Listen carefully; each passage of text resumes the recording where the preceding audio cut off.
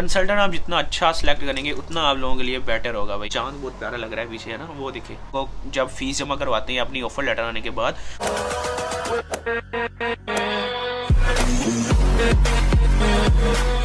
तो भाई आज की वीडियो में दोबारा वापस आ गए हैं और आज बात करने वाला हूँ how to apply Australian student visa for Australia in 2023 coming intakes, और जो भी रिक्वायरमेंट्स हैं, जो भी चेंजिंग्स हुई हैं, तो उन सब के बारे में इस वीडियो में बात करेंगे। मतलब टोटल ये वीडियो इसी बारे में होने वाली है कि वीज़ा भाई कैसे अप्लाई करें, जो बहुत ज़्यादा क्वेश्चन आता है, how to apply student visa in Australia, जो भी रिक्वायरमेंट्स है, ईच एंड एवरीथिंग इसी वीडियो में बात होगी। तो अब बिना कोई टाइम वेस्ट की अपनी वीडियो को शुरू करते हैं। हाँ, वीडियो शुरू करने से पहले मैं आप लोगों को बता दूं कि भाई अब YouTube पे एक्टिव रहा करना है, ठीक है। एक मिनट फोकस कर लूँ यार, फोकस खत्म हो जाता है। हाँ, और अब YouTube पे एक्टिव रहा करना है, ठीक है। आप लोगों ने देखा होगा इससे पहले भी 2-3 वीडियोस रेगुलर आई हैं इसी वीक में, और अभी भी मतलब मैं रिसर्च की है इस वीडियो पे पूरी, ठीक है। मैंने अपने नोट्स में ऐड किया होता है, उसके बाद मैं वीडियो बनाता हूँ। हवा बड़ी तेज चल रही है पीछे, आप लोग बादल इधर तो नहीं है, इधर बहुत ज़्यादा बात है। कंट्री सबसे पहले आप सिलेक्ट करते हैं, आप अपना कंसल्टेंट सेलेक्ट करते हैं, जो कि कंसल्टेंट सेलेक्ट करते हैं, ठीक है, जो कि बहुत इंपॉर्टेंट चीज़ें हैं दोनों, ठीक है। सबसे पहले ऑस्ट्रेलिया की बात हो रही है, तो अगर हम कंपैरिजन करें ऑस्ट्रेलिया का, कनाडा का और यूके का, तो आई थिंक सो ये मतलब बहुत लंबी वीडियो हो जाएगी अगर मैं इस तरह अकेली चीज़ सब मतलब डीप में बताने लग गया। बट मेरा ख्याल ये है कि Australia is better than UK and Canada for students, ठीक है, स्टूडेंट लाइफ के लिए मेरा ये मानना है। तो अगर आप ऑस्ट्रेलिया चूज़ करते हैं, उसके बाद आती है बात कंसल्टेंट पे। तो बहुत से लोग पूछते हैं कि भाई हम अपना कंसल्टेंट कैसे चूज़ करें। तो उसके लिए जो चीज़ मैंने यूज़ की थी ना, मैं ऑलमोस्ट 15 to 20 कंसल्टेंट्स के पास फिरा था। मैं गया था केले के पास, मैंने सबकी बातें सुनी थी। इस तरह आप लोग सबके मतलब कंसल्टेंट्स के पास जाएं, आप उनकी बातें सुने और खुद अपनी रिसर्च करें, ठीक है। मेरे अलावा और भी बहुत यूट्यूब चैनल्स हैं और भी बहुत वेबसाइट्स हैं, हर जगह पे रिसर्च करें, ठीक है। अगर आपने स्टडी करनी है ना, थोड़ी सी मेहनत भी करनी है, तो उसके बाद आप लोग चूज़ करें कि आपने किसके पास जाना है। और कंसल्टेंट अच्छा हो, ये ना हो कि वो आपको कहेगा भाई इतने पैसे दो, इतने पैसे दो, नहीं, वो अपनी कंसल्टेंसी फीस जितनी उसकी है वो ले और आप लोगों को अच्छा मशवरा दे और आप लोगों को मतलब अच्छे से आपका काम करे, वैसा कंसल्टेंट होना चाहिए, ठीक है। और नेक्स्ट पॉइंट की बात करते हैं, वो मैंने बनाया है कोर्स का, यूनी कॉलेज का और आपकी रिक्वायरमेंट्स का स्टडी के लिए ऑस्ट्रेलिया में। तो इसमें सबसे पहले बात करते हैं कि आपको रिक्वायरमेंट्स क्या चाहिए होती है। तो बेसिकली कुछ स्टूडेंट्स आते हैं जो FSC या मतलब इंटरमीडिएट के बाद आते हैं, ईयर 12 के बाद। तो उनके लिए रिक्वायरमेंट्स ये होती हैं कि I think so most of the universities और कॉलेजेस जो हैं वो आपके 65% या 60% मार्क्स होने चाहिए FSC में। और उसके अलावा आर्ट्स जो है ना भाई, आजकल जो बना हुआ है बैचलर्स के लिए आर्ट्स का बना हुआ है एटलीस्ट 6.5 या 6 पे भी चल जाता है काम, ठीक है। और मास्टर्स के लिए बना हुआ है 7 या 6.5, ठीक है। 6 पे आपका चल जाता है काम बैचलर्स पे और 6.5 पे एटलीस्ट आपका काम चलता है मास्टर्स पे, ठीक है। लेकिन अगर आपने नर्सिंग की तरह के कोर्सेज करने हैं तो उसके लिए तो आपको 7 ही चाहिए, ठीक है भाई, तो वो बैचलर्स है। मतलब ये डिपेंड करता है, लेकिन एटलीस्ट 6 होना आपके, तो आपको कोर्सेज में एडमिशन मिल जाता है, ठीक है। उसके बाद रिक्वायरमेंट्स के बाद आ जाता है भाई आपका कोर्स कौन सा आपने चूज़ करना है। तो अभी भाई कोर्स के बारे में सिर्फ इतनी बात कहूँगा कि किसी के पीछे लग के ये ना करें कि एजेंट कह रहा है मेरे पास ये कोर्स है, इसी में चले जाओ। जिसमें आपका दिल कर रहा है रिसर्च करके उस कोर्स में है, ठीक है। बाद में इधर आते हैं स्टूडेंट, अपना 1.5 साल ज़ाया करते हैं, फीसें भरते हैं, उसके बाद फिर दोबारा कोर्स चेंज करते हैं। तो इसीलिए पहले ही वो कोर्स सिलेक्ट करके हैं जो आप लोगों को पसंद है, ठीक है।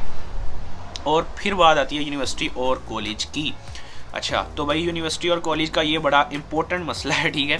तो भाई अगर आपकी जेब इतनी गुंजाइश देती है कि आप यूनिवर्सिटी की 12,000, 14,000, 16,000, 18,000 या 19,000, 19,000 तक, 20,000 तक भी फीसेस जाती हैं पर सेमेस्टर, आप दे सकते हैं, तो फिर तो भाई मैं आपको ये सजेस्ट करूँगा कि आप किसी अच्छी यूनिवर्सिटी में पढ़ें। लेकिन अगर आप नॉर्मल फीस देना चाहते हैं लाइक 8,000, 9,000, 10,000, तो भाई बहुत से कॉलेजेस हैं जो बैचलर्स करवा रहे हैं। और मास्टर्स भी अगर आपने लाइक जैसे कि IT हो गया, बिजनेस हो गया, बिजनेस में तो PR भी नहीं मतलब अब होती, ठीक है। IT हो गया, IT में हो जाती है लेकिन थोड़ी डिफ़िकल्ट है, खैर वो बात की बात है। तो अगर आप IT करने आ रहे हैं तो मास्टर्स के काफ़ी कॉलेजेस हैं इधर जो 8 to 9,000 आपसे फीस लेते हैं पर सेमेस्टर, ठीक है। और बैचलर्स के लिए 6, 7, 8,000 इतनी, ठीक है। तो इस तरह आप कॉलेजेस भी चूज़ कर सकते हैं, ठीक है। लाइक लेवल 1 कॉलेज चूज़ करें, इसमें वीज़ा चांसेस भी आपके अच्छे हों, ठीक है। उसके बाद जो नेक्स्ट पॉइंट आता है वो होता है आपके डॉक्यूमेंट्स, आपकी GT बैंक स्टेटमेंट, जो कि भाई बहुत इंपॉर्टेंट है। GT होती है जेन्युइन टेम्परेरी एंट्रेंट की स्टेटमेंट, ठीक है। तो वो अभी रिसेंटली चेंज भी हुई है, और उसका मैंने आपको लास्ट वीडियो जो फैब इनटेक वाली थी उसमें मैं आपको डिटेल में भी मैंने बताया, लेकिन मैं आपको फिर एक्सप्लेन कर देता हूँ। वो 2 पॉइंट्स उन्होंने मेन आप लोगों को बोलने हैं जो आपने 300 वर्ड्स के अंडर एक्सप्लेन करने हैं, ठीक है। और you are generally coming to Australia to study, not for any other reason. First, second, you will only be residing in Australia for the time allowed on your visa and not overstay.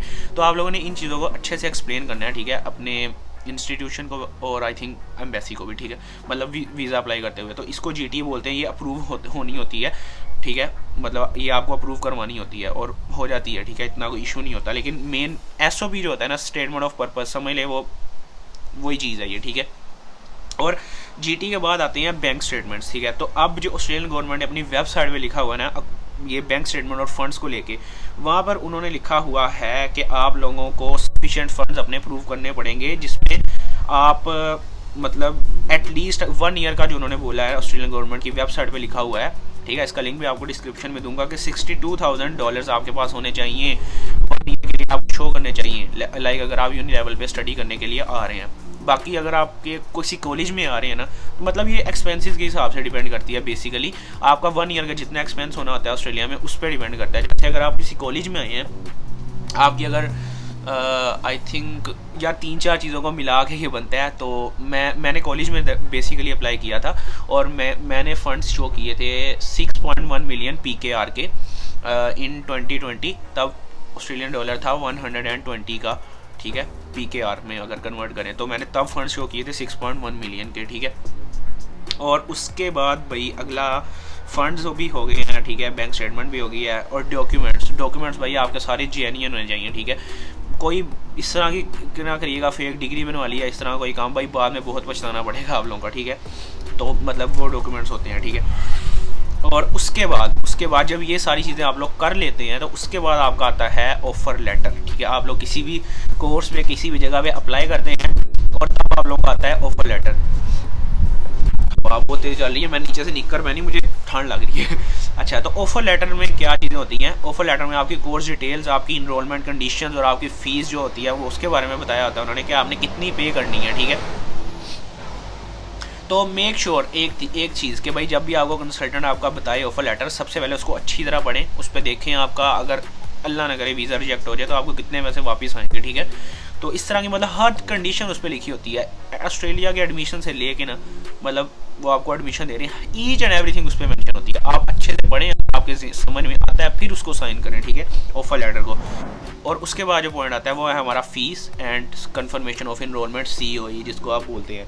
तो ये very important thing है भाई आपके वीज़े के लिए, मतलब हर चीज़ के लिए बहुत इंपॉर्टेंट है COE, ठीक है। वीज़े से कम इंपॉर्टेंट जो लास्ट पे आती है वो यही चीज़ है।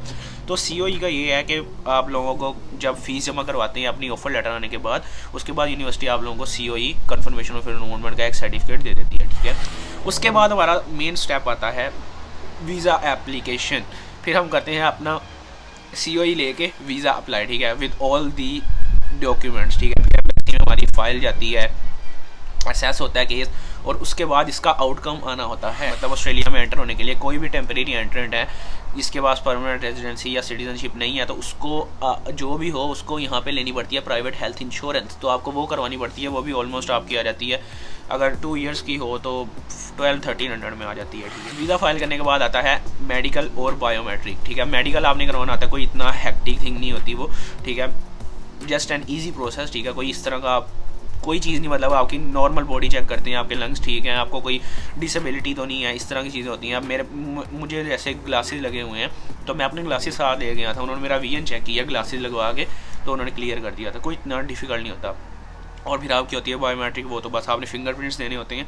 तो उसके बाद आपकी मतलब फ़ाइल जो होती है सारी आपकी होती है एम्बेसी में, और आपका वीज़ा आना होता है, ठीक है, मेडिकल बायोमेट्रिक के बाद। तो आई थिंक मैंने ऑल पॉइंट्स क्लियर कर दिए हैं, ठीक है। इसमें सबसे बड़ा रोल भाई होता है आपके एजेंट का। हाँ, तो अब भाई मेरी पर्सनल मैंने सारे पॉइंट्स आई थिंक क्लियर कर दिए हैं। अब मैं आप लोगों को अपनी सजेशन देता हूँ कि मैं क्या कहूँगा। तो भाई सारे पॉइंट्स तो ऑलरेडी क्लियर हैं, लेकिन सबसे जो इंपॉर्टेंट बात है ना वो आपका कंसल्टेंट आप जितना अच्छा सेलेक्ट करेंगे उतना आप लोगों के लिए बेटर होगा भाई, ठीक है। तो भाई अभी देखें ये सारे पॉइंट्स हैं ना, इनमें कंसल्टेंट का सबसे इम्पोर्टेंट मतलब जो भी किरदार है वो अदा करता है। मैंने जब अप्लाई किया था तो मेरे कंसल्टेंट ने मुझे ऑफर लेटर सेंड किया था, मैंने अच्छे से पढ़ के उसे फिर मैंने साइन किया था और उसके बाद फ़ीस भी मैंने खुद ही, इधर मेरा कज़न था उसने जमा करवाई थी, ठीक है। तो मतलब उसने ये नहीं कहा कि भाई मुझे इतने पैसे दो मैं जमा करवाता हूँ। बहुत से कंसल्टेंट है जो आप लोगों को मतलब ऐसे करते हैं, कुछ डन बेस करते हैं कि भाई डन कर लो हमारे साथ इतने % पे, आप हमें 30 लाख दे दो, हम आपको वीज़ा दे देंगे, अगर ना आया आपके सारे पैसे वापस। तो भाई वो आपने करना है भाई, मुझे नहीं, मैं इस बारे में कोई नहीं बताना चाहूँगा, आपकी अपनी मर्ज़ी है, लेकिन ये गलत है, ठीक है। आप मतलब स्टेप्स सारे आपके सामने, अपनी रिसर्च करें और प्रॉपरली अपना वीज़ा अप्लाई करें, ठीक है। और वीज़े के कितने खर्चा आ रहा है आजकल, उसकी वीडियो भी इसके अगली वही होगी, ठीक है। एक्सपेंसिव इन ऑस्ट्रेलिया टू मतलब अप्लाई करने का मतलब वो आपको समझ आ गई है ना। तो उसके बाद भाई मेरी COE भी आई थी और मैंने वीज़ा एप्लीकेशन में अपनी फ़ीस भी खुद जमा करवाई थी। $650 है वीज़ा एप्लीकेशन की फ़ीस, इससे ज़्यादा किसी को मत दिएगा अभी तक। और उसके बाद मेडिकल बायोमेट्रिक वो तो आपने खुद ही पे करना होता है, वो मैंने खुद ही पे की थी। मैंने एजेंट ने मुझे मतलब ये नहीं बोला था, उसने सिर्फ मुझे सर्टिफिकेट दे दिया था जो इमिग्रेशन की तरफ से आता है वीज़ा अप्लाई करने के बाद, ठीक है। तो वो भी मैंने खुद करवाया था, ठीक है। तो कहने का मतलब ये है कि आप जितना अपनी बचत कर सके, जितना आपका अच्छा कंसल्टेंट होगा उतना आप लोगों के लिए बेटर होगा। और यार बालों ने मुझे बहुत तंग किया, ये कैचर मेरे पास है, मैं भूल गया लगाया ही नहीं पहले, ठीक है। तो भाई यही थी हमारी आज की वीडियो। अगर आप लोगों को लगता है कि मैं किसी भी तरह का कोई पॉइंट मिस किया हूँ तो भाई डिस्क्रिप्शन में मुझे ज़रूर बताएं, मैं उसको क्लियर करूँगा, नेक्स्ट वीडियो में आने वाली मैं बता दूँगा, ठीक है। और हाँ यार, इंस्टाग्राम का लिंक डिस्क्रिप्शन में जाके अभी फॉलो करें, और अगर यूट्यूब चैनल सब्सक्राइब नहीं किया तो काइंडली इसको सब्सक्राइब कर दें। मैं मिलूँगा आप लोगों को नेक्स्ट वीडियो में। अगर वीडियो अच्छी लगी है या नहीं लगी, सब्सक्राइब ज़रूर करें, मुझे सब्सक्राइब चाहिए भाई, ठीक है। आप लोगों का मजाक कर रहा हूँ यार। तो मैं मिलूँगा आप लोगों को नेक्स्ट वीडियो में, तब तक के लिए अपना ख्याल रखिएगा, दुआओं में मुझे याद रखिएगा। अल्लाह हाफिज़। चांद बहुत प्यारा लग रहा है पीछे, है ना, वो देखिए कितना प्यारा लग रहा है, आसमान भी, हवाएं भी चल रही है।